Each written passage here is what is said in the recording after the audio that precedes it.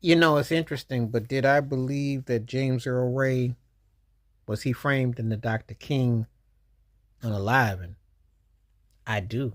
I went to Memphis actually. I was actually you're not allowed to go on that particular part of the balcony. But my aunt and uncle, I went there in '08. Ironically, uh, 40 years to said situation, and it felt so eerie. It's still one of the most haunting feelings I've ever had being in any place. If you go to Memphis, and there was a woman that was outside who was sitting in a chair, like a lounge chair, and she said all they doing is using it as a tourist attraction, which I co-sign because that is the sad reality. If you go to the Civil Rights Hall in the area part, it has become a shrine, and not a shrine for justice, but a shrine to act like somehow to make money off of something that's a very sad and ugly chapter in American history.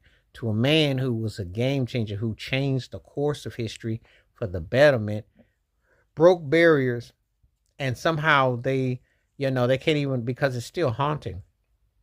If you go to that particular hotel, go to that particular place, you will definitely feel something that you can't even put into words. It's very ominous. It has a very dark tone and feel.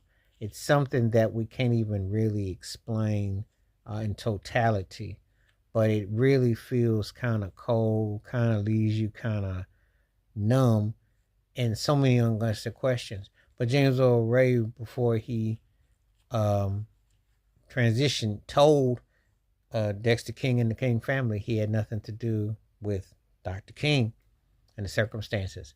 And so a whole lot of the area and so on and so forth has been, it's such you almost feel like you're in, like the deja vu of it. It's something when you see it on TV or see it in books or magazines. It's another when you're actually there. It hits a whole lot different, you know.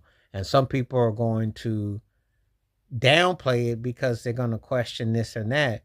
But when you're there, you definitely feel it. And I don't know if that what happened to the woman that was there with her chair outside of that particular hotel, but bless her soul because I listened to what she said and I felt the same way. It's a money grab. It's a sad money grab too because did was justice ever served? And I don't think so. Not with everything that you know about the taps and the following, and because again, he was a black man that had a following, scared folks in terms of like, in